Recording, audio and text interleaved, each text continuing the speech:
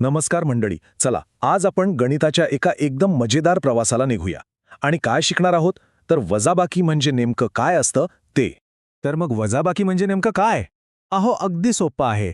समजा काही खेळणी आहेत आणि त्यातली काही मित्राला दिली, मग काय होईल? बरोबर, खेळणी कमी होतील नाही का? बस, हे जे कमी होणं आहे ना, तेच आज आपण समजून घेणार आहोत. चला, आता या कुकीजच्या बर्नीकडे बघा. आधी यात किती कुकीज होत्या, मोजल्यात का? बरोबर 10 होत्या. पण मग काय झालं? कोणीतरी त्यातल्या 3 कुकीज काढून घेतल्या. आता मोजा बरं, किती उरले आहेत? अरे वाह, 7. तर हे जे 10 मधून 3 कमी होऊन 7 उरल्या ना, यालाच म्हणतात वजाबाकी. म्हणजेच वजाबाकीची अगदी सोपी व्याख्या काय आहे? तर काढून टाकणे किंवा कमी करणे. जेव्हाही आपण एका मोठ्या गटातून काही गोष्टी बाजूला काढतो, तेव्हा आपण खरं तर वजाबाकीच करत असतो. बरं, आता प्रत्येक वेळी कमी करणे किंवा काढून टाकणे असं लांब लचक बोलण्याऐवजी गणितामध्ये ना एक खास जादूचं चिन्ह आहे. ओळख करून घ्यायची का त्याची? चला तर मग भेटूया त्याला. हे बघा, हे आहे ते वजाचिन्ह. हा आपला एक छोटासा मित्र आहे जो आपल्याला नेहमी सांगतो की आता काढून टाकायची वेळ झाली आहे. म्हणजे जेव्हाही हे चिन्ह दिसेल ना, तेव्हा समजून जायचं की काहीतरी कमी होणार आहे. चला तर मग आता ही गंमत आणखी चांगल्या प्रकारे समजून घेण्यासाठी आपण काही मजेदार गोष्टी पाहूया आणि त्यातूनच गणितं सोडवूया. तर आपली पहिली गोष्ट सुरू होतीये पक्ष्यांची.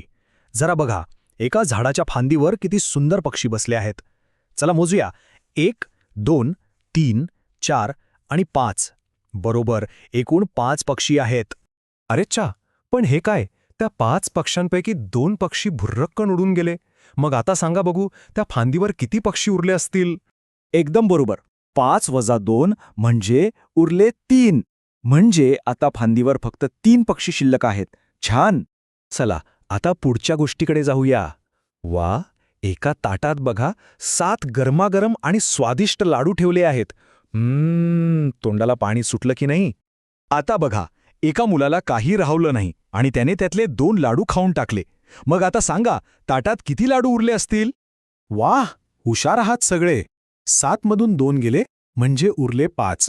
आता त्या ताटात 5 लाडू शिल्लक आहेत. शाब्बास. चला, आणखी एक गंमत बघूया. एका मुलाच्या हातात 6 रंगीबेरंगी फुगे आहेत. किती छान दिसतायत ना ते? त्यानं काय केलं? आपल्याकडच्या 6 फुग्यांपैकी 1 फुगा आपल्या बहिणीला दिला.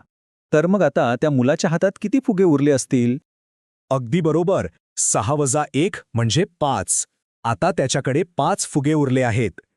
बरं, आत्तापर्यंत तर आपण मिळून गणितं सोडवली. आता मात्र तुमची पाळी आहे. एक छोटंसं आव्हान आहे. मग काय, तयार आहात ना एक गणित स्वतः सोडवायला? चला तर मग बघूया. प्रश्न अगदी सोपा आहे, लक्ष देऊन ऐका. एका कुंडीमध्ये 9 सुंदर फुलं आहेत. जर त्यातली 4 फुलं तोडली तर आता कुंडीत किती फुलं शिल्लक राहतील? थोडा वेळ घ्या आणि विचार करा. आणि उत्तर आहे 5. बरोबर. 9 वजा 4 म्हणजे 5. ज्यांचं उत्तर बरोबर आलंय, खूप खूप छान, तुम्ही करून दाखवल्यात.